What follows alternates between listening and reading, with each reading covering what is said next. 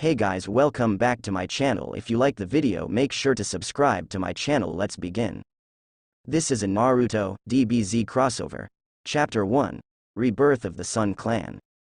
Sasuke will already be with Ino in this one.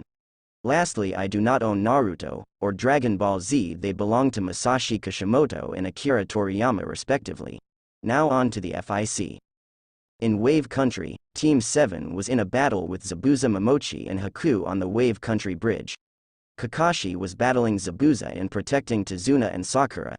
He was faring well against Zabuza, both of them dead even. He was also keeping Zabuza away from killing Tazuna. Unfortunately for him, his two genin fighting Zabuza's apprentice weren't doing as well as him.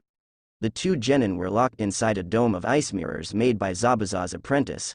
Try as they might, they couldn't destroy the ice mirrors. On each ice mirror, Haku was reflected on each one. Sitting in the middle, pondering their next move, were the two genin. The two genin inside the dome looked very much alike, but they weren't related. One of the genin was named Sasuke Uchiha. He was wearing white armbands with a blue shirt. He had on white shorts and had tape around mid-shin going down to his ankle and ninja sandals. He also had his black hair shaped in a weird way that looked sort of like a duck's ass and had a kunai holster on his right leg. He also had coal-black eyes. The other genin was named Naruto Uzumaki. Naruto in orange jumpsuit and a kunai holster on his right leg. He had his Konoha headband on his forehead. The similarities between the two genin were mainly the hair and eyes. Sasuke's hair and eyes were coal-black, just like Naruto's. Naruto's hair was oddly shaped. Think normal form Gohan during the Cell games, also. Naruto and Sasuke were dodging Haku's Senbon but barely. For Sasuke it was starting to get easier and easier since the Senbon looked like they were slowing down. They weren't slowing down, but they looked like they were to Sasuke. At that moment, Sasuke activated the Sharingan, the signature bloodline ability of the Uchiha clan. Sasuke's eyes turned red and one tomo appeared in his left eye and two tomos appeared in his right eye. While Sasuke was thinking of a plan to beat Haku and get him out of the mirrors, Haku was taking aim at Naruto. Sasuke took a break in planning to look around and see how Naruto was doing. While he was doing that, he saw what Haku was about to do. He also saw that there was nowhere for Naruto to go. Naruto balled down into a ball, fearing for his life. Haku then threw 5 Senbon on a direct course to Naruto. Somehow, Sasuke acted on reflex and sent a burst of chakra to his feet to propel him toward Naruto and take the hit for him. Haku was only looking to incapacitate Naruto, but the way that Sasuke threw himself in front of Naruto meant that all the kunai were going for fatal places. 2 kunai went in between his ribs and hit each lung. Another hit his liver. Another one went for his heart. It went through Sasuke's sternum and pierced part of his heart, causing internal bleeding. The last one hit Sasuke in his stomach. Naruto's back was turned to Haku, balled up in the fetal position. Naruto was fearing for his life, not realizing that Sasuke had just taken the hit for him. He realized what happened when he didn't feel any pain and heard the sound of the Senbon entering a body. He looked up to see that Sasuke was in front of him. Sasuke fell backwards, right into Naruto's hands. Naruto had a look of horror on his face, realizing that his friend might die on him. Even though he and Sasuke hated each other, it was more of a brotherly hate. Even though neither would admit it, they depended on the other. They pushed each other to their limits, making each other faster, stronger, and better. Naruto's face turned into a look of shock and terror when he saw Sasuke fall. He said, "Sasuke, why did you do that?" Sasuke coughed, each breath getting harder to take in. He said in a hoarse voice, "I don't know. My body moved on its own." Naruto starts to speak, saying, "Sasuke." Sasuke put his hand up and interrupts Naruto. He said in a hoarse voice, "Hold up, Naruto. These might be my last words, and I need to say them. My dream was to kill my brother Itachi. When I was 8 he killed my whole family and I vowed vengeance against him. After being on your team, Naruto, I see things differently. I guess your happy-go-lucky attitude rubbed off on me a little. My brother told me to hate him, despise him, and give up my life to kill him. I now realized he only wanted me to do that for his own sick entertainment. And I fell for it easily. Now, I see that I don't have to do that. I don't need to give my life up for Itachi. I'm the last of my clan, and the right thing to do would be to revive it. Suddenly his voice started becoming softer and more strained. Naruto, one of us has to finish our dream. You would end up giving your life to protect others while I would probably sacrifice everything I held special to me to kill Itachi. Live Naruto and finish your goal for the both of us. Our rivalry pushed me to be better. It pushed me to train harder, to get faster, to make myself a better fighter. In a way, you helped me become the person I am today. You've done more for me than my own blood brother. Suddenly, Sasuke's eyes started becoming more dazed. It was obvious that he was fighting with all his heart to hold on. He said, "That's why I can honestly say that you are my brother, more than Itachi ever was." With that, Sasuke Uchiha closed his eyes, the last bit of life leaving him. The tears that were threatening to fall from Naruto's eyes fell. Haku then says, "He died the true death of a shinobi. You should feel glad. Every shinobi will die in the heat of battle. He at least got to die in his friend's arms, not alone on a battlefield. But we still have a battle to complete, Naruto, and I can't allow you to harm Zabuza." Naruto looked to Haku and yelled, "Shut up." Naruto spoke through the sadness and despair he was feeling. He was able to say, You, monster. You killed my best friend. I won't let you get away with this." Suddenly Naruto started shaking. He was emitting a power energy signal. It was weird. It wasn't chakra, but at the same time it was. Pebbles on the ground started lifting off of it and floated in midair. Suddenly thunder started hitting around the bridge. All on the bridge and all in the elemental nation's people started feeling a strange source of power. Zabuza and Kakashi. What is this power? It feels like chakra, but I can tell it's not. The feeling of it, it's like killing intent. Where is this stuff coming from? Is it Kakashi? No, it can't be. He's as shocked as I am. But if it's not me or Kakashi, then who is it? Thought Zabuza. Kakashi was thinking. What in the world is this feeling? This power is enormous. It's not coming from Zabuza. Sakura and Tazuna are as shocked as me and Zabuza. Sasuke can't put out that much, so that leaves the demon. Is the seal breaking? Heh. Now I'll have an excuse to kill that murderer for what he did to Minato-sensei. I'll have to finish this quickly, then kill the demon. Inside Naruto's head, on the outside Naruto looked like a wreck, but on the inside, he was on a mission. Naruto was first outside in Haku's mirrors with Sasuke. Now he's suddenly in a sewer. It had candles with flames burning on them lighting the way. Naruto was still wondering where this power was coming from. So he followed his instinct and came upon a door. He pushed the door open and came to look at a cage. It went up to the ceiling and had a piece of paper that said seal on it. What he saw there was a 90-foot tall fox with blazing orange-red fur and red slitted eyes with 9 tails swishing behind it. The fox spoke up. "So, my wimpy container finally gets the balls to come and see me again, eh?" Naruto said, "Shut up, you big hairy furball.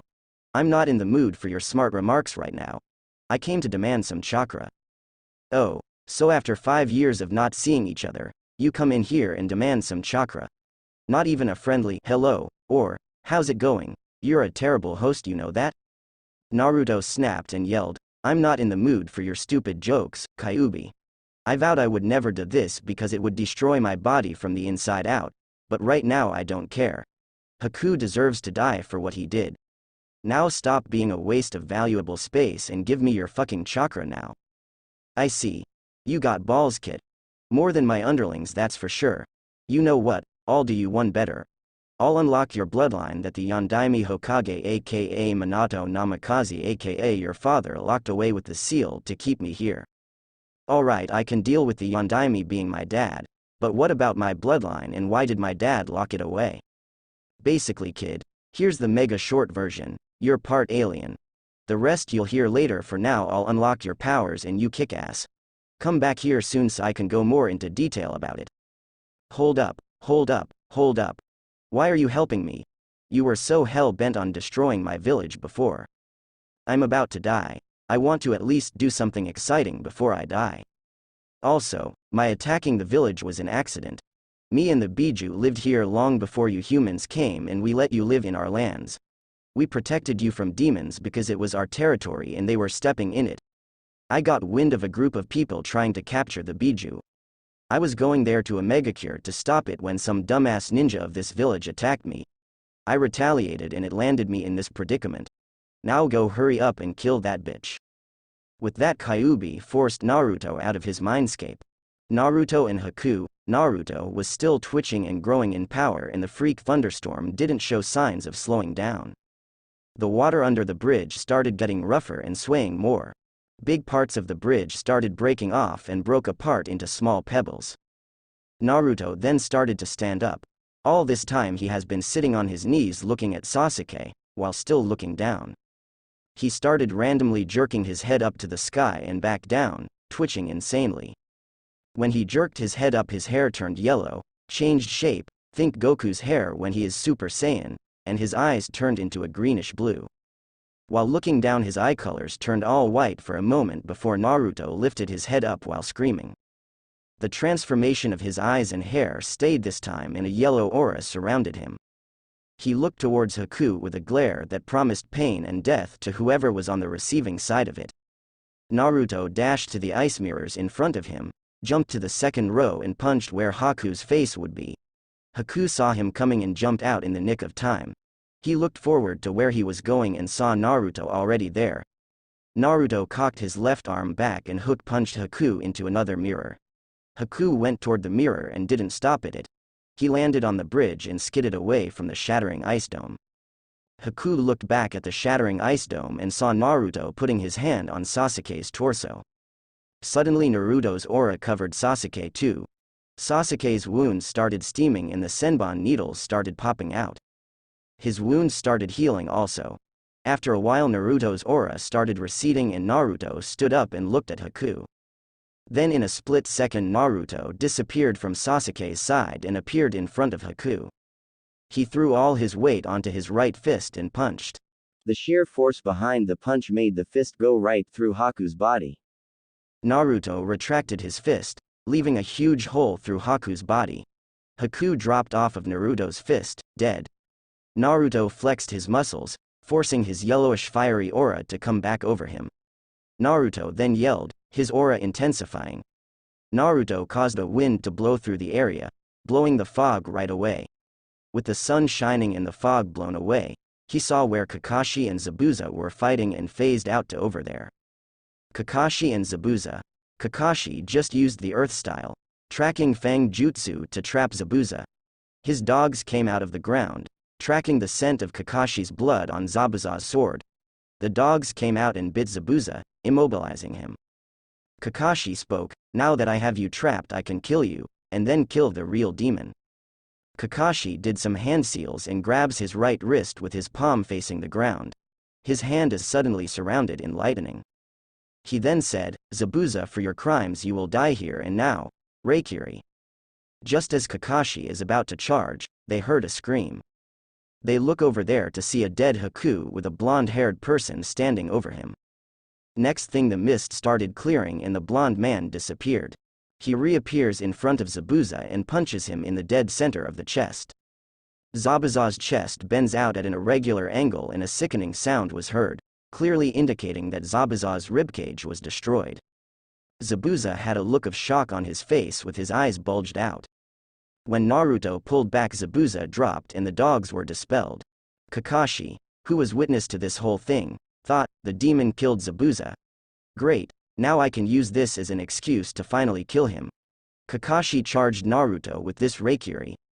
Naruto, who gave in to this new power, sensed Kakashi's malicious intent toward him and dodged the attack, barely.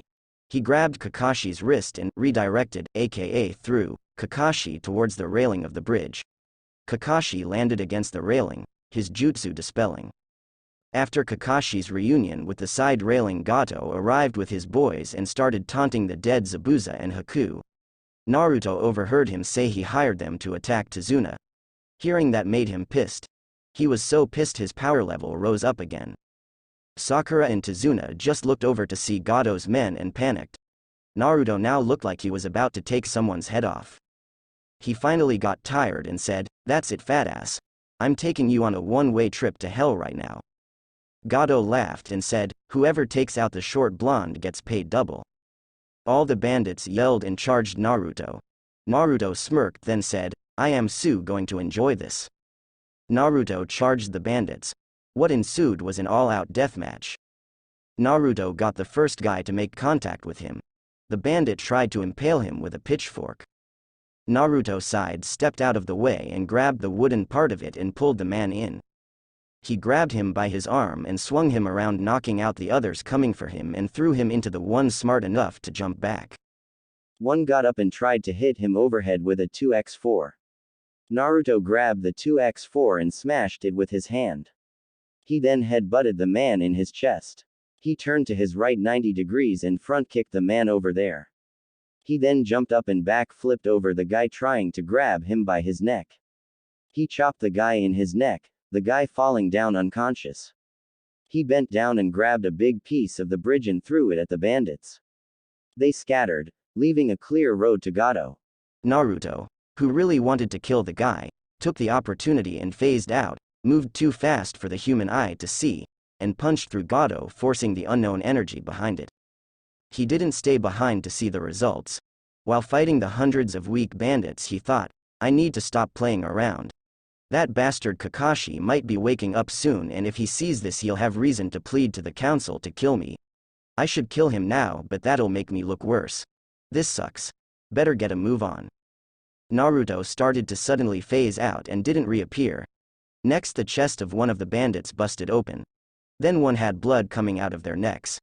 Another dropped clutching his throat.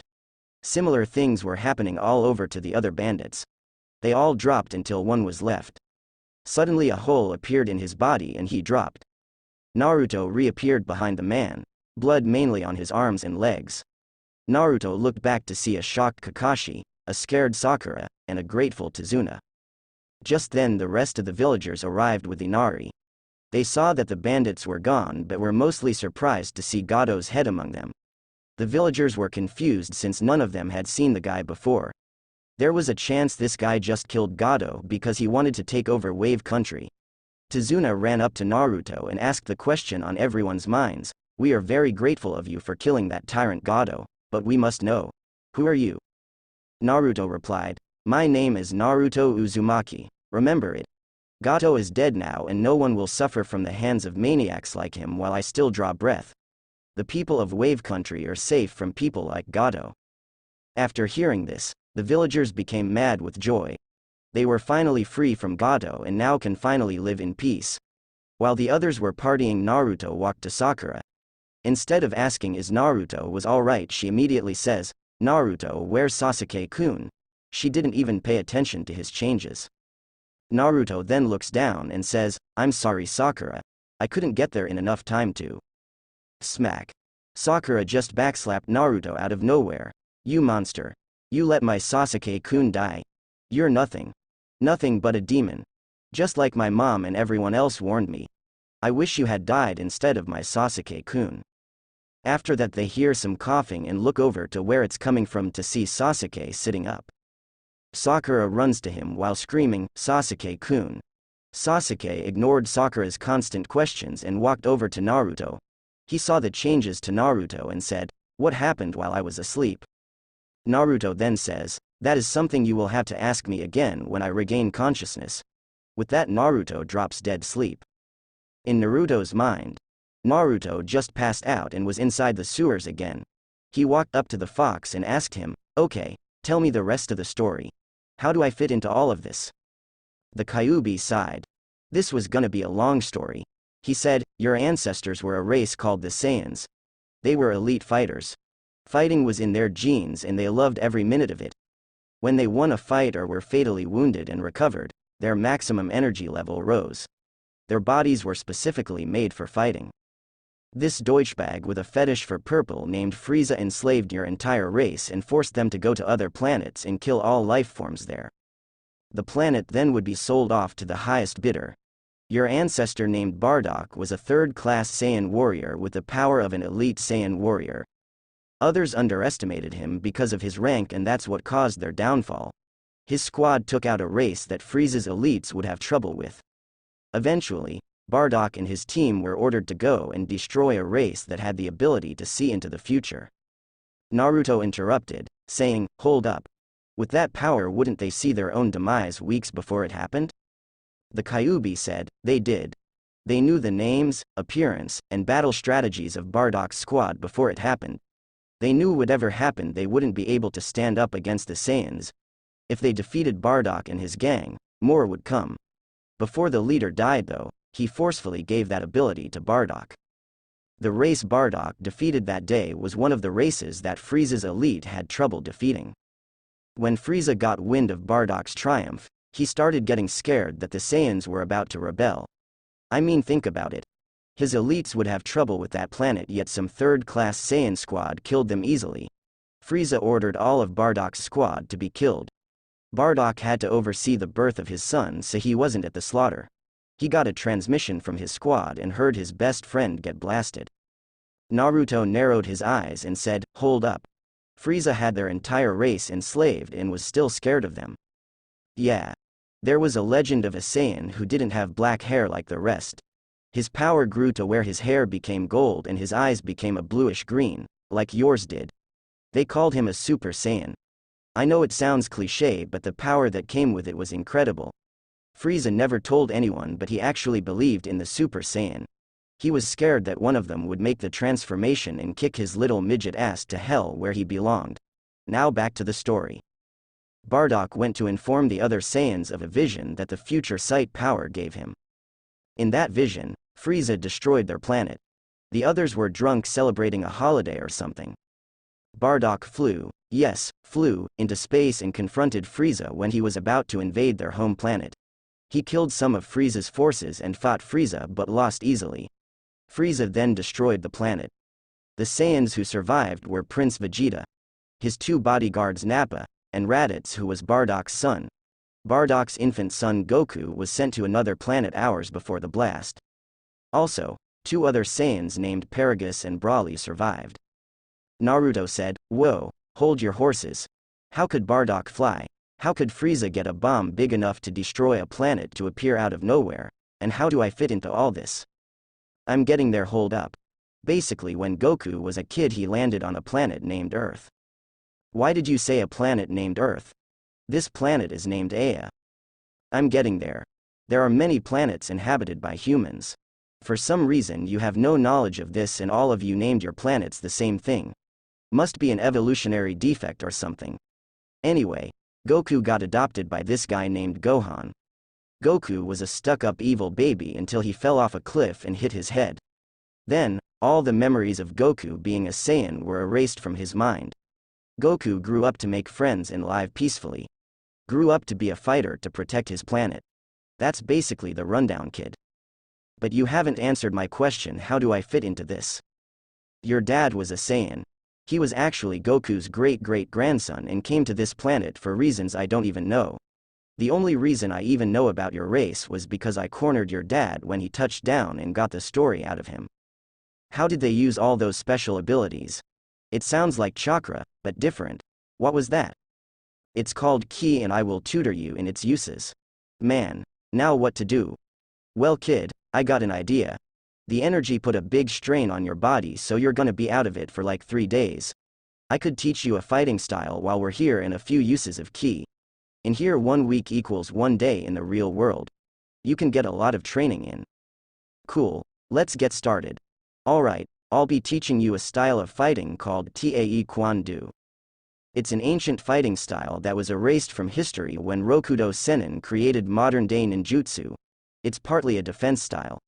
They concentrate on leg strength since that is a martial artist's longest and strongest weapon. Also, you need to be really flexible. I will also be giving you chakra weights to make your kicks stronger, your speed faster, and your punching strength better. Now, change the Mindscape into something better for us to fight on. How do I do that? For Kami's sake, think it up and it will appear. With that, Naruto changed the Mindscape to a field. Then where the Kyuubi's cage stood there was a man with a black cloak on and a white shirt underneath. He had brown boots and 9 tails behind him with 2 big fox ears pointing out of his head. The tips of the tails and ears were white and the fur was a blood red. He had red eyes. Also he had on a black necklace, black armbands, and black ankle bands too. The figure then said, "Well boy, let's get started. Now, First I'm gonna teach you the basics of ki, its manipulation, how to throw ki blasts, and flying. During those 3 days Naruto learned how to throw ki waves, how to manipulate ki, and also learned the basics of Tae Kwon Do, which Kyuubi happened to be a master in. He hadn't really got the basics of flying yet. It's a hell of a lot harder than Kyuubi explained it. In his human form, he had it down, but he couldn't do it in his huge fox form. Also Kyuubi taught Naruto the Grand Fireball Jutsu, Burning Ash Accumulation Jutsu, Great Breakthrough Jutsu, Water Bullet Jutsu, Revolving Split Earth Palm Jutsu, and False Darkness Jutsu. Time skip. 3 days later Naruto wakes up on his bed in Tezuna's house. He woke up to see that his team didn't even have the decency to wash his clothes for him. Instead of brooding over it, he got up, put the clothes on, and walked to the kitchen to see his team and Tezuna's family sitting at the table eating lunch. When they saw him, Tezuna and his family cheered and ushered him to the table and offered him some food. Sasuke had a smile on his face, but since he was still trying to keep up his cool image, went back to eating. Sakura just openly scowled at him while Kakashi was indifferent on the outside. On the inside though, he was thinking of ways to get Naruto either killed or taken out of the ninja program. After eating, Naruto left for some special training. Sasuke waited for 10 minutes and went out saying he needed to train. He found Naruto standing in a crowd of what he guessed would be 200 clones. They all had out kunai and he was facing them alone. Sasuke hid in the trees while Naruto stood in the middle of the crowd of clones. With a wordless command, all the clones charged at once. Naruto stood there, and when a clone took a swipe at him, he just turned the top side of his body to the right and used the momentum to let out a kick with his right foot. The clone went up in a plume of smoke. Another clone came and charged him and he ducked the swipe, only to be kicked by another one on his left that charged him. He shook it off and got up on his knees. He looked where he felt the kick come from to see the clone shuffling over to him like it was gonna sidekick him, but the aim was off a bit. He looked right to see the same thing. Naruto waited until they were close to him, and then ducked. The attacks went past and the clones kicked each other out of existence. He then looked around to see a clone holding his hand back, then moving his hand open palmed at him. He looked to see a ball of yellow came out and was flying at him. Naruto ducked it barely and then got a look of anger on his face and said, "If that's how you want it, fine then. Let's take it up a notch." Naruto held both of his hands behind his back where a yellow ball of light grew. He then smirked and pushed them out to the side where they went out in a beam-like form. They hit one of the clones each and went back to take 20 more. He crouched down on the ground and then jumped up with all his might. It seemed like a good idea, because not a second later the ground he was on was blasted. The blasts turned upward on Naruto, but surprisingly, all the blasts sailed past him. He looked up to see all the blasts were losing speed and knew they were about to be brought down by gravity. They sailed down at an alarming rate. Naruto kept going up but blasted any that were in his way. The blasts fell back down to the clones, with some of Naruto's own blasts. In the end, 30 clones were left. At this rate, Naruto was starting to fall to the ground. He cupped his hands on his left, charged a whole mess of energy into it, and fired it off. It only looked a little bigger than other ki blasts but had a lot more power. When it hit the ground, it blew up in a big explosion, taking the clones out. Naruto landed and surveyed the damage. There was a small crater where the blast landed and all the grass was gone. But no damage to other places. Naruto sat down trying to take a breather. He then heard clapping and looked to his right to see Sasuke standing there with a smile on his face. When got up to Naruto he said, "Well, that wasn't what I was suspecting. You went up against what looked like 200 clones and still won. What was up with that energy anyway? I looked at it with my Sharingan and saw it wasn't chakra." "Well, Sasuke, it all started like this." Naruto then told Sasuke the entire story. Afterward Sasuke then said, "God damn. First you get a crazy demon fox sealed in you, then you find out you're part alien."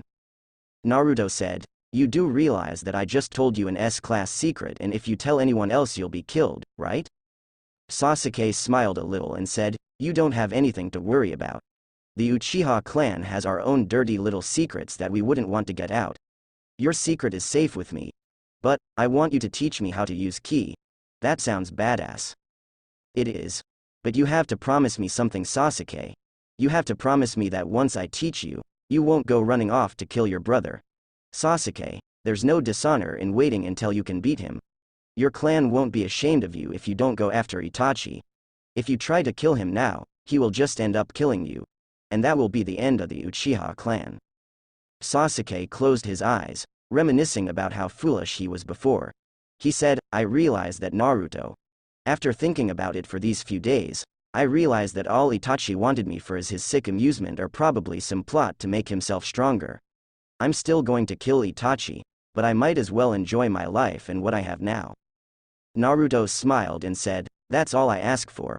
With that heartwarming speech, Naruto decided to teach Sasuke about ki the rest of the day. Sasuke proved to be as fast as Naruto in picking up new things. He hadn't got ki manipulation on his first day, but neither did Naruto. Later that night in Naruto's Mindscape, after helping Sasuke, Naruto decided to do some training of his own. He tried and tried but couldn't achieve Super Saiyan again. No matter how hard he tried, he couldn't reach it. So, that night, Naruto went into the forest of Wave Country and started to meditate. Eventually, he was able to enter his mind. His mind was the same as it was when he changed it for his training. Naruto went up to the tree that Kyuubi always slept under and asked him something. Kyuubi, I know the only way I won that battle on the bridge was because of the Super Saiyan transformation. I need your help in reaching it again. If I want to save this planet from the horrors my dad's planet went through, I need to be stronger than him. Kyuubi got up from under the tree and said, Kid, you're nowhere near as strong as you need to be to save this planet.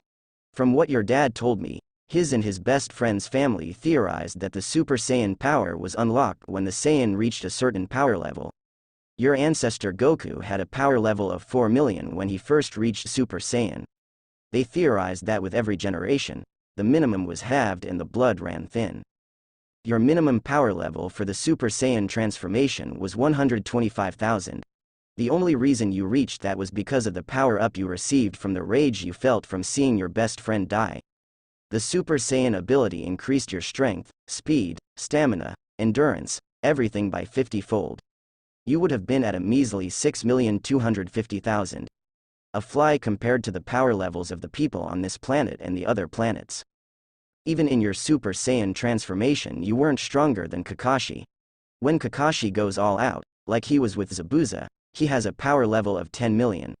The only way you beat him was because he was drained from fighting Zabuza and he wasn't fully healed from his first fight with the eyebrowless freak.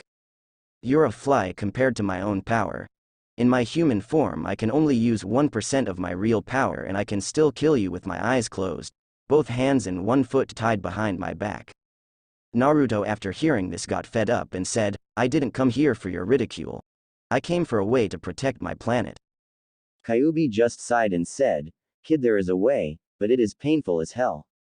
With my chakra, I could try to manipulate your human DNA strands to copy the Saiyan strands, but it could prove fatal.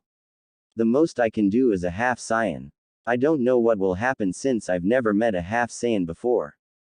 But I can change you to a half-Saiyan. Do you want to do it? Naruto faced down and after a minute looked up and said, I want to do it. I want the power to save everyone on this planet. My family protected those in need for years, and I will too, said Naruto strongly. Kyuubi then said, all right, but you need to manipulate the seal that holds me back. I won't be able to do anything with that in the way. It'll take a lot of energy to do that, and this seal inhibits me too much for me to do it. I think that the seal control is somewhere over there. Kyuubi pointed to his left, where there was a mountain range there. He said, go there and you could probably find a console that manipulates how much of my energy goes into you. But that's where the monsters are. You said so yourself.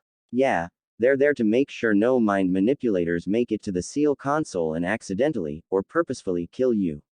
Also, I think those monsters will be good training for you. Naruto took a big sigh, and said, for the good of the earth, and set off for the mountain ranges. Naruto's Mindscape. Naruto ran through the forest and came up to a beach. He looked to his right to see a huge waterfall. He looked forward to see the river was 20 feet across. He bent down and stuck his hand in the river. The current was strong, but the river was shallow. Naruto then put his feet in the water and proceeded to walk. As soon as he took one step, the water raised up. It started to take shape until it formed 20 duck-human hybrid kinda things. The creatures had webbed feet and webbed hands with claws on them and a tail. The heads split into 4 spikes that went up like a crown. They had bills and a ruby circular jewel in between their eyes. Their skin was blue and their bills were white with red eyes. Type in Golduck at Yahoo search. Naruto looked at them with surprise and then a glare. Then, in an instant he turned the entire top half of his body to the right. He narrowly missed a red beam of energy fired by one of the creatures and narrowed his eyes at them. He moved in and punched at the creature closest to him. The creature dodged to the left and hit him with its tail. Naruto flew back from the hit, but landed on his feet and shot an energy ball at the creature.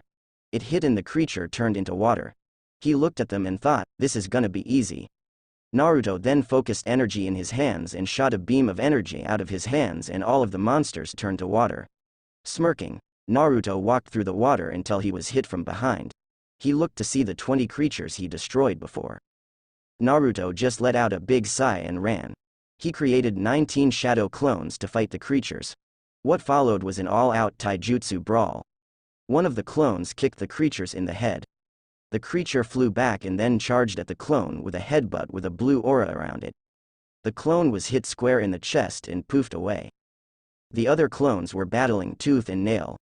One of them was able to destroy a creature, but the creature reformed behind the clone. The clone was thinking of something right before he was killed. The creature that killed him extended his claws further and slashed 4 times to kill him. With the original Naruto, he just punched a creature onto land when the creature shot a red beam of energy at him. Naruto charged up a beam of energy and shot at the creature. Naruto kept the beam going to counter the creatures and eventually overpowered it and the creature vaporized. He saw it didn't come back. When he started wondering, he got some info from the clone that was beaten and looked at the waterfall.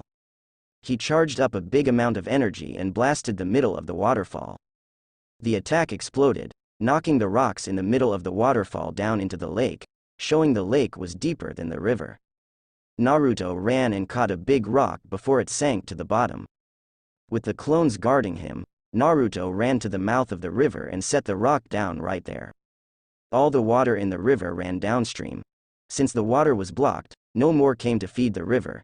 And since there was no water to feed the river, there was no water for the creatures to stay alive with. The creatures turned to water, but this time, they didn't reform. He saw that the monsters could reform as long as there's water around. After seeing this, Naruto thought, yep. Way too easy. Naruto then went forward into the forest. Focusing ki into his legs, he was able to go 4 times faster than normal, even though it hurt like a bitch. He reached the mountain and started to climb it. He kept encountering these little rock creatures that growled at him. They threw stones at Naruto, but Naruto just got pissed and threw them off the mountain. When he got to the top, they saw a console set up there. Naruto was about to move, but when he got within 10 yards of it, an orange beam of light hit where he was at. He jumped back, and when he looked at the spot, he saw that there was a foot-deep ridge in the ground where the attack hit. He looked in the sky to see a big green dragon with black and yellow designs and 10 flaps with a red outline. It's supposed to be Rayquaza from Pokemon. He also saw walking toward him a turquoise dragon with red designs on its neck continuing to its eyebrows. The creature had a white underside with red wings and red designs on its legs and tail, Salamence from Pokemon. The monster suddenly blasted Naruto with a yellow flame-like attack. Naruto looked at it and it fired at him again. Naruto countered with the Grand Fireball Jutsu. It's not enough, thought Naruto when the flame attacks got closer. Naruto put more chakra into the attack, just to see the creature doing the same thing. Naruto got pissed and added 20% of his chakra into the attack. It rebounded on the creature and burned it. Naruto jumped and charged up an energy beam. He was about to let it fly, but he was hit in the back by the green creature. He went flying to the turquoise one, when it let loose a red jet of fire that toasted him. Naruto got up, completely enraged, and the creature started charging at him, coming in for the kill. Now if you looked into Naruto's eyes, you would see that instead of the coal black they are in this FIC, they were turning a bluish green and that his black hair had small streaks of gold in it. Naruto stopped the turquoise creature with his right foot, and stopped the green dragon with his left hand. He then flared his power so it would make an invisible force field around him. The creatures were pushed away by the force field. Naruto held out his hands at both of the creatures and let loose energy beams at them. The green creature was able to dodge but was hit in his tail and two of the flaps there fell off. The blue one was hit square in the head and was down for the count. Naruto turned to the green creature, completely running on his Saiyan instincts. He saw the creature trying to circle around him and flew up to the creature and punched it right in between the eyes. The creature reared back in shock and started to charge Naruto. Naruto flew over the creature's head and blasted at the creature's midsection, taking off another flap. Naruto saw the creature charge up a transparent blue ball in its mouth. Naruto flew all around all crazy like knowing he was about to be blasted. When it came, Naruto dodged it and looked the creature square in the eyes. He saw a malicious glint in its eyes and turned around. He saw the thing coming back at him. He thought, "Oh shit," and got blasted. Naruto fell down and hit the mountaintop. When he fell down, he found himself not looking at the mountaintop. He was looking at a man with blue and green armor with an X-shaped scar on his left cheek. He had on a red headband, red wrist and ankle bands with blue and green shoes on. He was charging at a big group of people. He was piled up on by 100 people, but flared his energy and blew them away. He kept flying at a disc-shaped ship. He flew up there and charged up an attack in his right hand. He then threw it at something at the ship. Naruto couldn't tell who or what the guy threw it at. His view was from behind Bardock, so he couldn't see Frieza. The vision then cut to a guy who looked like the other one, but had on an orange karate gi with blue wristbands and undershirts, no scar, and black boots. If you don't know who this is, you shouldn't even be reading this story.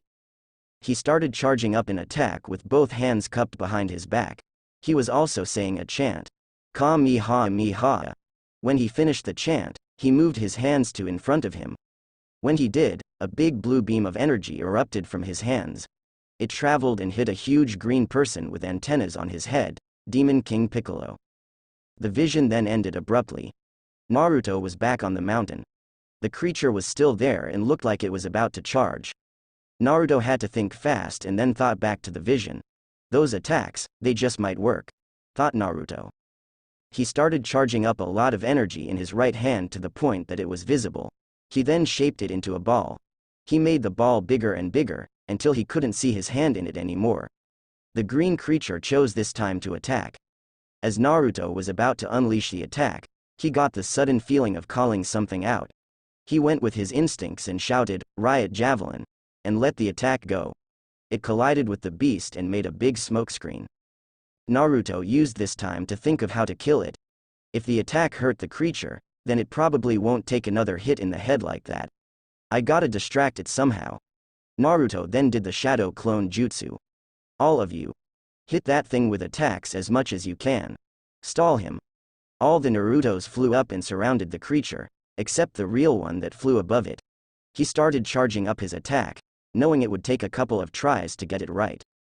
Under him, the Narutos were doing an excellent job holding the creature. They beat it closer and closer to the ground where one was waiting, and that one used the underground projection fish to drag the dragon into the ground. The others saw this and half of them went under to help while the others punched him in the head until he went down. They said, "It's all yours, boss," and vanished. Naruto then charged the attack in his hand and chanted, "Kamehameha." And the attack fired. It continued and hit the creature in the head. The creature let out a scream of pain and slipped into unconsciousness. Naruto touched down and looked around. He then ran for the console before those creatures wake up. Although they did look familiar to Naruto, he brushed it off and went to the console. He saw that it was set so he could tamper with it. He set it up so more of the Kyuubi's chakra could be used. With that done, he flew back to where the Kyuubi was, avoiding the weird and fierce-looking animals in the sky. Time skip. When he found the Kyuubi, he saw he was covered in what looked like shavings of wood and he was whittling it into a fox. He walked up to Kyuubi and said, "What the hell are you doing?" "Whittling. Why?" came the smart remark from the Kyuubi. Naruto went through a lot of shit today, so he just said, "Why didn't you tell me the monsters were that strong? I never made it that far." The seal keeps me from going 100 feet away from here. And it's your fault. You're the one that imagined them to be the guardians of something that large. What are you saying? Those creatures are from your imagination. Remember before the villagers destroyed your TV? You used to watch a show called Pokemon all the time. Those were some of the creatures you thought were the strongest. In this place all 493 of them live here. The strongest guard the seal console, said Kyuubi calmly. Alright, so can we get this started already before I lose my patience, said Naruto impatiently. Alright kid, be ready to scream, said Kyuubi. Then a red aura surrounded Naruto, followed by a pain-induced scream. Chapter 2. Detour to Wind Country Part 1. Naruto wakes up and yawns loudly. He stands up and opens his eyes. He looks around to wonder where the hell he is, until the changes come back to him. He runs to a stream to see that his hair is jet black and his eyes are black. There was no change there, but he felt a lot stronger for some reason, and felt like he had a lot more energy. Naruto thought to himself, what is this? That, my boy, is the power of a full-fledged Saiyan warrior. What the hell is that? Naruto thinks. Who the hell you think it is? Kyuubi. Duh, you weakening the seal let me communicate with you through thoughts. What happened to me? You became a half-Saiyan. You have more stamina than ever, your power has doubled at the least, and your skin is a lot harder. So this is the power of a Saiyan. Damn, does it feel good? I can't believe this feeling of power. I feel like I can do anything. And there lies the flaw in greatest power of a Saiyan. With all that power, some have let it go to their heads. Creating those like the legendary Super Saiyan from 1,000 years ago who didn't know how to control it and blew up an entire planet. And those like Goku and his friends who kept pushing Super Saiyan to the max, discovering 3 unidentified levels of Super Saiyan. You have to be careful, Naruto. Absolute power corrupts absolutely. That's why the second Hokage made the village council. I've seen tons of demons who thought they were hot shit get blown up because they were too penis why. Alright, but wait, there's more levels of Super Saiyan? Boy, focus on the first, then go to other ones. I would suggest you use your popularity with the wave people to get some weights. And some clothes. God, you have no taste in style, do you? Ignoring Kyuubi, Naruto ran to the village and waved to see that the people were back to normal. Although when he was seen, they started treating him like a celebrity. Not letting the treatment get to him, Naruto went to the only tailor shop in Wave Country. Naruto went into the shop and rang the bell on the desk to see a middle-aged man wearing blue pants and a white shirt came out. Hello, Naruto. I've been meaning to do business with you, said the man. How do you know my name? Said Naruto confusingly. Well, the entire country knows your name.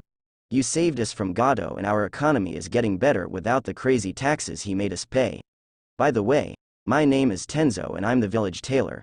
So what can I do for you? Asked Tenzo. Well, I need some clothes custom made. Okay, just tell me what to make and I'll do it. It's on the house by the way. Thanks. Also, I need some weights. Do you have any? Said Naruto and got to work making the suit. When he was through he gave the design to Tenzo, who told him to come by in a week to pick it up. He also gave Naruto some weights. They were chakra activated so he had to focus chakra into them to make them weigh more, but it was easy for Naruto. 1 week later, Wave Country. After avoiding his sensei and Sakura for the past week, Naruto was on his way to the tailor's shop to pick up his clothes. He walked in the shop to see Tenzo expecting him. Hey, Naruto. I got the new suit you wanted me to design for you. It came out really good. He showed Naruto to the back to see a black fighting GI hanging from a clothes rack. It had a V-cut going down to the chest. Also the GI was sleeveless with pants hanging beside them. On the desk in front of them was a dark red short-sleeved shirt, belt, bandana, and wristbands. They looked to go with the GI. He also saw black and red boots by them. Basically Goku's fighting GI except black where orange should be, red where blue should be, Bardock's bandana, and the shoes have a red design, instead of an orange one. Also his village headband is tied around his left bicep. He found them to fit perfectly. He thanked Tenzo and left the store. Naruto ran to the place he was at before and tried to practice flying again. Naruto got the basics of the technique and was determined to do it. but trying to do something and succeeding in doing it weren't the same thing. Naruto closed his eyes, took out the chakra from the weights, and concentrated. He felt his ki and forced it below him. He felt something weird under him, but he guessed that was the effect of levitating. The new half-Saiyan kept focusing his ki until he felt a strong draft. He also found it harder to breathe and felt huge gusts of wind that almost knocked him over. Wondering what the hell was doing that, Naruto opened his eyes and saw something incredible. He saw the entire town capital of Wave Country from a bird's eye view.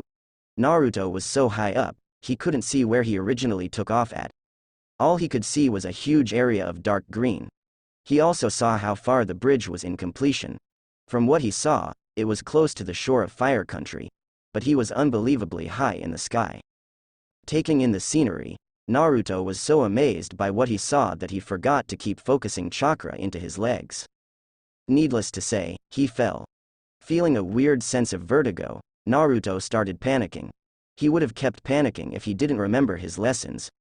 Naruto took a deep breath, and focused ki around him to levitate in the air. After regaining his bearings, he tried to move in the air.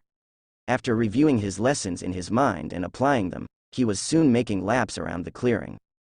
After touching down, Naruto decided to test how far he could fly. Not knowing where he would end up, Naruto took his headband and left it at the clearing.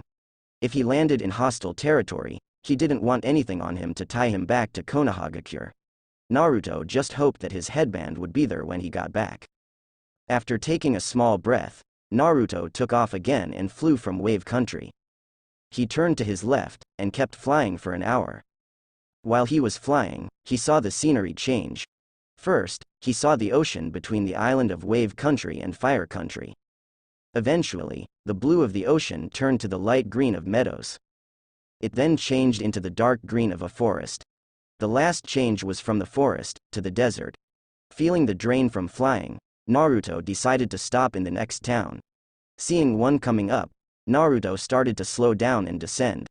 He eventually made a clean, smooth, and quiet landing on the top of a building. He ran behind the building and jumped off the top. He then walked around the town, trying to find somewhere he would get some food before he went back to Wave Country. Not seeing a restaurant anywhere, Naruto walked around until he saw a convenience store. He walked in and bought a map of the elemental countries, trying to find out where he was at. Looking at it, Naruto was met with shock. He had made it all the way to Wind Country on the other side of the elemental countries. Even better, this town was only 10 miles away from Sanagakure no Sato, the village hidden in the sand. Damn, I'm good, thought Naruto. Naruto walked around the village until his energy came back. He saw that the other people were looking at him confusingly. Naruto guessed that the village had never seen his clothing style, so they were intrigued about it. Naruto ignored them and kept walking, but not watching where he was going. He bumped into a guy who looked like he had on a big black catsuit without the tail. On his chest was a big circle with the left side yellow and the other side being red. He had on black sandals. He was wearing makeup and carrying something wrapped in white gauze on his back like a book bag. He was with another guy with red hair. This guy carried a big sand gourd tied around his chest by a brown belt and a white sash. He had on black pants and a black shirt with a fishnet shirt underneath. His shins were wrapped with bandages and he had a tattoo over his left eye. He had no eyebrows and dark rings around his eyes. There was a girl with them who looked to be the oldest. I'm not going to describe her because you should already know what she looks like. That and I don't know what the fuck that dress thing of hers is called. When the catsuit guy got up, he said, "Hey, watch where the hell you're going next time, runt, or I'll wipe the desert with your face." Naruto glared at the catsuit guy. He'd been made fun of because of his height all his life. Before, he wouldn't have done anything. But for some reason, he felt like standing up to the guy. Naruto said, "Who are you calling a runt?" The cat guy said, "You." Naruto said, "Come down here and say it to my face." The guy said, "Why don't you grab a ladder and say it to mine?" Naruto kept glaring at him, then smirked and punched the guy in his chest. Not expecting that, the guy was doubled over in pain. Naruto smirked, then said, "Hey look, now we're about the same height." He then punched the guy in his face, knocking him back 5 feet. He got up and took off the package on his back. The girl said, "You aren't really going to use crow against him, Are you? I mean, if you give him the chance, I'm sure he'll say he's sorry. All he did was bump into you. The guy said, shut up, Tamari. I'll do what I want. If he wants to die so badly, I say let him.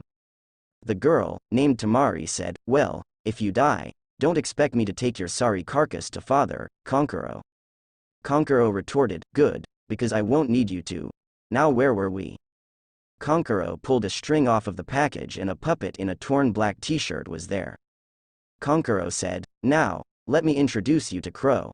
Naruto looked at the puppet. He thought, how the hell would a puppet help this guy fight? Puppets are used with string and he has none. Unless his thoughts were interrupted when the puppet suddenly came to life and attacked him. Naruto, acting on reflexes, jumped out of the way. He looked at the dummy as it fired out senbon from its mouth. Knowing the damage they could cause firsthand, Naruto jumped over them and shot an energy blast at the little puppet. It barely dodged the blast, but the puppet got singed a little. As Naruto was falling to the ground, he felt something hit his chest. All of a sudden, he fell through a purple mist. Wait, what the hell is this? Was what Naruto was thinking as he landed on the ground. As soon as he landed, he felt that his blood was flowing faster. Well, he was in a battle so that would be expected, but it was flowing faster than it usually does. While he was pondering this, the purple mist he fell through started to dissipate, leaving Naruto standing there unaffected. Konkuro stood there shocked. He then yelled, what the hell? My special poison should have infected you and knocked you unconscious. Naruto looked at him with a glare. You tried to poison me? Too bad for you, I'm poisoned by the people in my village almost every day. My blood has become the ultimate antidote for poison, so that won't work on me. Now let's continue this warm-up. Konkuro, cured of his astonishment, sent Crow to attack Naruto again. Naruto didn't know what the hell he was doing, but knew it had something to do with the puppet. Naruto ran up to Konkuro and was about to punch him when he felt something all around him. He realized that Crow had him in a bear hug with kunai sticking out of every one of his joints. Naruto knew that his skin was harder than ever, but he still felt the kunai digging into him and it hurt like hell. Naruto concentrated energy to all around him and sent it out in an explosive wave. This blew Crow apart. Naruto kneeled down to catch his breath, and walked up to Konkuro. He saw Konkuro on both knees in astonishment. He looked up to see Naruto above him and then smirked and moved his index finger. Crow's head shot up and charged at Naruto's back. Naruto, who saw the hand motion, turned around and fired a ki blast at the puppet head. On the sidelines, the red-headed kid and Tamari were mildly surprised. They never saw anyone take out their brother's puppet that fast. While Tamari was about to go and scold him a little, the redhead did something a little over the top. The redhead said, Konkuro, you're an embarrassment to our village. Shut up now and come on or I'll kill you. Konkuro said, BB, but it was him that started it, Gaara. I don't care. Now let's go. By the way, what's your name? Naruto was a little confused. Konkuro looked older than Gaara, but Konkuro was downright scared of him. Also, the feel of his power just pushed all of Naruto's danger buttons instantly. He was wondering what this was when the Kyuubi decided to speak. Kid, that power is that of the Shukaku, the one-tailed Tanuki demon. I never knew that he was sealed. Meanwhile, a similar conversation was happening in Gaara's head. Be wary of that boy. He has Kyuubi's scent. He might be his jailer. Gaara was shocked as nothing could make that damn Tanuki shut up except blood. Anyway, Naruto answered, my name is Naruto Uzumaki. Gaara of the desert. That, pointed to Konkuro, is my idiotic brother Konkuro, and she, he pointed to Tamari, is my sister Tamari. We are the kids of the Yondaime case cage. I know this isn't my place to be asking, but what are you doing this far from Sanagakure? At first, Tamari wasn't about to answer him. But something about the black-haired kid made her trust him. Tamari answered, we're on a mission. There's a crime syndicate here ran by a man named Taizeki. He used to be a Junin in the Hidden Rock village, but he became a missing nin. We hear that he's making an underground army that's not approved by Wind Country's daimyo. We were sent here to kill Taizeki and disband his army. Gaara said, let's go Tamari, we don't need to be telling out business to foreign people. Look at the way he dresses, it's obvious he isn't from Wind Country. Anyway, I look forward to fighting you, Kyuubi. That got a little reaction out of Naruto, but he smirked and said, "Okay, you better bring your best, Shukaku, or I'll kick your ass." The two looked at each other with a fire burning in their eyes. From the looks they were giving each other, you could tell that they wanted to fight then and there. But both knew that they couldn't do that. By now it was approaching night, and the Sand team had to be at the town hall by sunset. He bade them goodbye and looked around for some place to sleep. He couldn't fly home since he wouldn't be able to see where he was going. Naruto just decided to sleep on top of a building. As he was about to drift off to sleep, he heard a scream. Naruto got up instantly and followed where he heard the scream. He got there to see two men in a black vests with black's undershirt with a golden dragon design on the front. They also had on black pants and boots. They also had swords in sheaths on their waist. They were dragging a woman by her arms somewhere. Naruto followed on top of the buildings. One of them said, "Stop screaming, girl, or I'll find something to gag you with." The other man said, "Yeah, gag. Ha ha ha, good one, Harry." Harry then brought his sword sheath up and smacked the other person in the head, saying, "Shut up, Marv." The author chuckles at his reference to Home Alone. The woman screamed for help again, but none came. They stopped and Harry took out his sword. He rested it on the woman's collarbone next to her neck. That's when Naruto couldn't take any more and jumped off the building top. He floated down, landing without a sound. He charged up 2 ki blasts and blasted the 2 goons. Harry and Marv fainted from the pain on the spot, freeing the woman. She said hastily, "Thank the heavens for you. They were about to take me." Naruto questioned, "Take you where?" A familiar voice said, "To their hideout." He turned around to see the Suna siblings again. They all had irritated looks on their faces. Temari stepped out and said, "They were a part of a group of people called the Golden Dragons. Their leader is Taizeki. They're the crime syndicate I mentioned earlier. You just blew our way of finding out where their hideout is." Naruto glared at them. "So you were gonna let her be captured so you could follow them to their hideout? Do you know how stupid that plan is? They could have led you to a trap. Also, what if you couldn't save her? What would have happened then?" Kankuro replied, "The Golden Dragons have been putting a lot of pressure on the mayor of this town. They kidnap people to put even more pressure on him, making it look like he was to blame for the trouble. The dragons were hoping to have the people of the village force the mayor to step down. They would then have Taizeki run a dirty campaign for mayor. They would then replace the police force with their army and control the city. She was bait to find their base, but you just scrapped that plan. Now what do we do? Have any others been captured?" Temari answered, "A lot of people. They're all being held at this compound we can't find anywhere. If they've been kidnapping people, where are they kept? They are kept at holding bays probably. We don't know. We would have if." Alright, I get it. What do we do?" Gaara then decided to butt in, It's only us. You're not helping us in any way. Why don't you just go back to where you came from?" "Because being here is a hell of a lot more fun. Now what do we? I got it," said Naruto spontaneously. Kankuro said, "Got what? Would they let people of this village join their group?" Temari then said, "I think they might. Why?" Naruto said, "I'll join them. I'll learn their security layouts and help you get in and bust the Golden Dragons." Kankuro then blurted out, "What? That has got to be the dumbest idea I've ever heard." Naruto then said, "No, it's not. Think about it. If I join and they find out I'm a spy, they can't connect me to you since me and Kankuro fought and they would think I was working for someone else. Also, they don't know where I'm from, so they can't pin the blame on anyone. Also, if worst comes to worst, I could bust all the people out of there. It's foolproof." Temari said, "You can't take out the Golden Dragons all by your."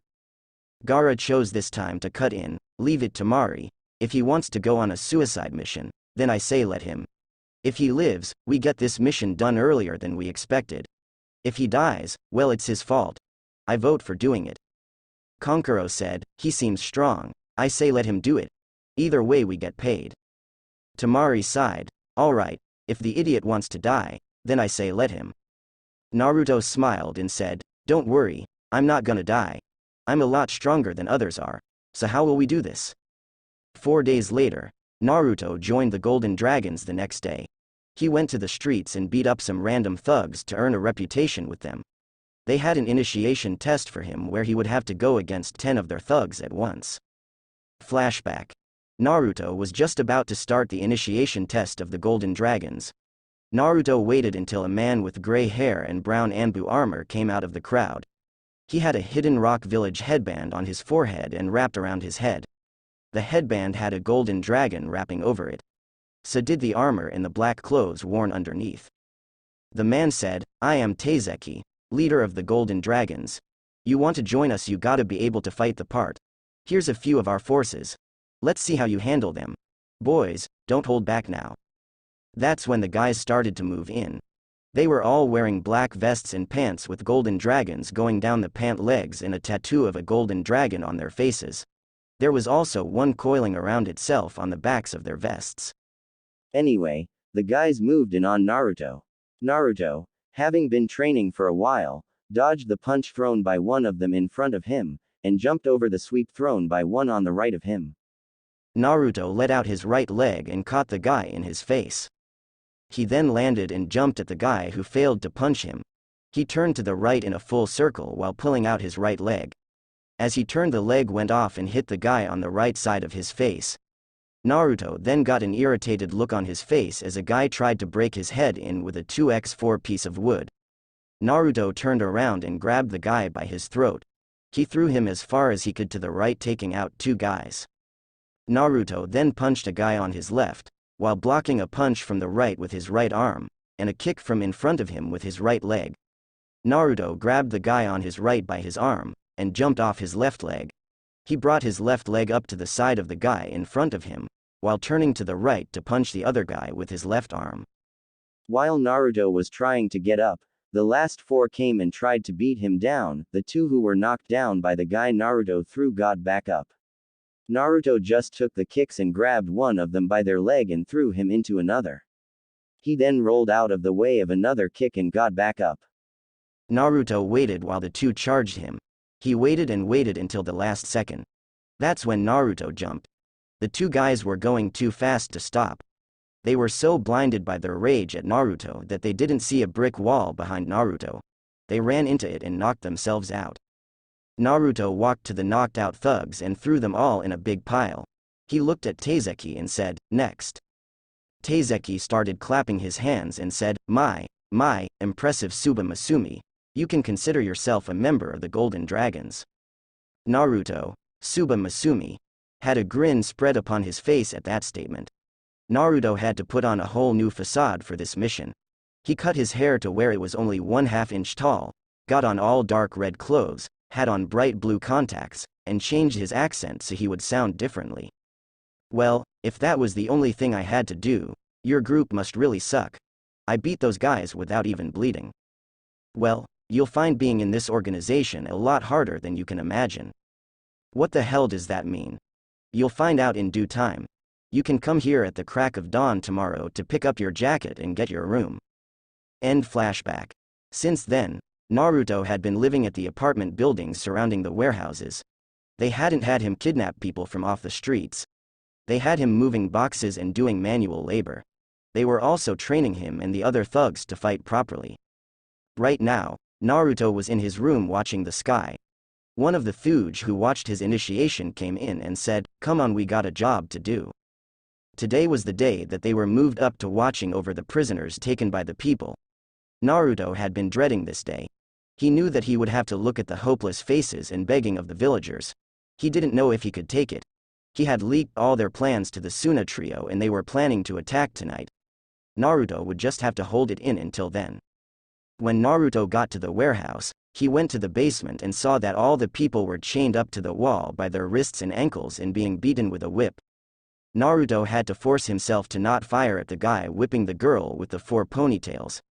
Naruto turned around from the prisoners and was about to patrol the building until he did a double take. 4 ponytails, aquamarine eyes, that was Temari. Naruto couldn't hold himself back at that point. He charged at the guy whipping Temari and punched him in the back of the head. The guy fell down, unconscious before he hit the floor.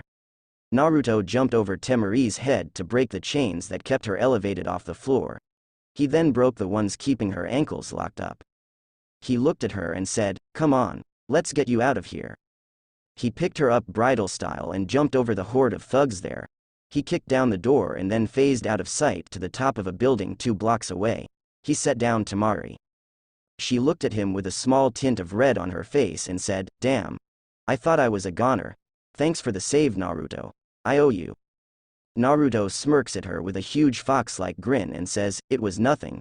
It was the least I could do. Besides, what kind of person would I be if I didn't help?" Temari blushed more and said, I think we need to find Gaara and Kankuro and take them out before they take out the city." Naruto got a little nervous and said, "Yeah, I guess we had better get going then." Temari was about to walk away until she realized that they were on the roof of a building. She then turned to Naruto and said, "How are we going to get down?" Naruto looked at her and said, "That's easy." He then picked her up bridal style out of nowhere and jumped down. Temari looked at him while he was crazy and was about to scream, until they reached the ground and nothing happened. They landed safely. She then hit Naruto on the head and said, "What the hell were you doing? Do you know you could have killed me?" Rubbing the bump on his head, Naruto said, "Can we go find your brothers now?" She then forgot her anger at Naruto and said, "Oh yeah. And don't think you're off the hook." "What? Did you think I would forget?" Naruto, in a deadpan voice, said, "Kinda." Temari snorts and said, "You're not even worth the energy." 20 minutes later, City Hall. Naruto and Temari caught up with the Suna brothers at City Hall. When they told them, Kankuro shouted, "What?" at the top of his lungs. Gaara even got a look of rage on his face, which was really surprising since he barely showed emotion. Naruto looks at Temari and said, "Oh yeah, how did you get captured anyway?" Kankuro then screams, "Idiot. You save her and you don't even ask her how she was captured. You dumbass." Naruto, ignoring that comment, said, "Anyway, how did you get captured?" "They overpowered me. It turns out the thugs they hire are taught some jutsu. I wasn't carrying my fan and was beaten down." "Oh yeah," said Kankuro. He reaches into his suit and pulls out a storage scroll. He unrolls it and puts his hands in it. When he pulls them out, they are holding onto Temari's battle fan. "Here you go. I found it a couple miles from here." Naruto said, "It sounds like you rely on your fan too much if you ask me." Temari got a mad look on her face and bashed his head in, saying, "Who asked you?" Naruto rubbed his bruise, again, and muttered, "You need anger management classes." After he composed himself, he said, "So when do we destroy the place? I want to end this as soon as possible." Gaara then took command, saying, "We'll attack tonight. I want this over now." Kankuro then said, "I got no choice but to agree." Temari said, "Might as well. There's no arguing with Gaara when he gets like this." Gaara then said, "Good." Naruto then said, "All right, then." The compound has one basement, a floor level, and another floor above it. On the ground floor there's a staircase to the basement. You three will make a distraction to draw all the thugs over to the east side. There you will stall them, not kill them. Then I will go down to the basement through the stairway on the left side and free the prisoners. Then we kill the guards and kill Taizeki. We get in, we get out, you get paid, I get to fight, everyone wins." Temari said, "The plan sounds too simple." "It sounds simple because this is simple. We don't need to keep anyone alive. We don't need to hold back. We just need to save the prisoners and kill everyone else. Now let's go. We need to time this right." With that, the Suna siblings and Naruto set off. 30 minutes later. Naruto and the Suna siblings had arrived at the compound. Naruto turned around and said to them, "Hold up a second." Naruto then phased out. The Suna trio was waiting there, surprised at his speed. They heard small bangs in the distance and suddenly Naruto was in front of them. Naruto said, "All right, I just knocked out their cameras. They won't see you coming. You guys know what to do." The Suna siblings nodded and Naruto ran around to the entrance of the warehouse waiting for the Suna siblings. The plan was that they would bust up the wall opposite the entrance. That would provide enough of a distraction for Naruto to get down to the basement. When he freed everyone, he would lead them up through the hole that the Suna siblings made. Then they would kill the guards. Naruto didn't have to wait long since he heard a big explosion and then heard all the machines shutting down. Naruto ran into the compound looking for the stairs. He found them on the opposite wall. He ran for them but found some of the thugs coming for him. They did some hand seals and shouted, "Fire style." Fireball Jutsu. Naruto quickly made 2 shadow clones and they both did hand seals and said, "Wind style, great breakthrough." A great gust of wind came and blew the fire attacks away. The real Naruto kept going while the fakes jumped to the left to get a lot of the golden dragons on one side. They each did different hand seals. One yelled out, "Fire style, burning ash accumulation." He blew out a black mist of ash that covered the thugs when the other let out his jutsu, "Wind style, great breakthrough." The first shadow clone clicked his teeth to make the ash explode. The breakthrough jutsu added more power to the fire and killed the thugs. Naruto got to the stairs and went to the basement. He walked in to see that there was 5 more guards. When they saw him they all assumed fighting stances. Naruto smirked and jumped down. When he landed, he found the people on him immediately. He took a punch to the face, then a kick to the stomach and got dropkicked by a third person. Naruto flew and hit a wall. The thug who punched him said, "That was way too easy." Naruto smirked and disappeared from their eyes. He then appeared behind them and then did some hand seals and yelled out, "Lightning style, false darkness." Naruto held out both of his hands and a black mass of electricity appeared between them and shot at the thugs. It took the shape of a fox and sliced through all of the thugs. Naruto walked around to see that the people kept prisoner were happy to see him. They watched the fight and it was easy to see that he wasn't with the golden dragons. Naruto broke the chains that bound them and showed them all the way out with him leading the group. When they got up to the ground floor he saw that the Suna team was being overwhelmed.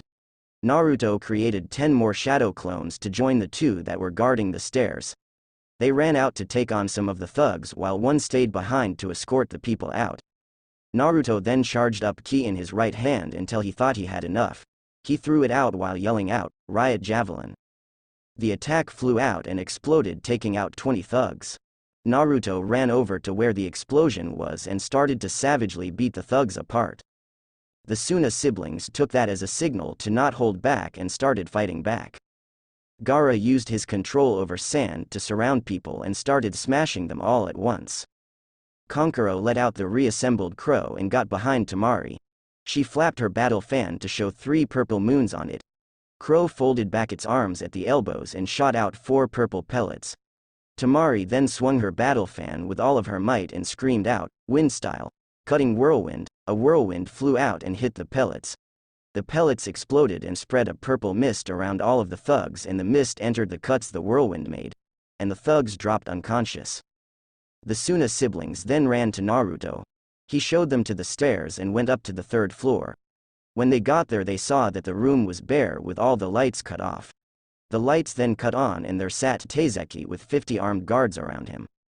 He said, My, impressive. You were able to defeat over 100 guards and free the prisoners. Now you will face my elite.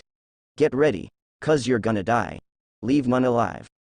The guards charged at Naruto and the Suna siblings. Naruto took off to fight the guards while the trio took them out from a distance.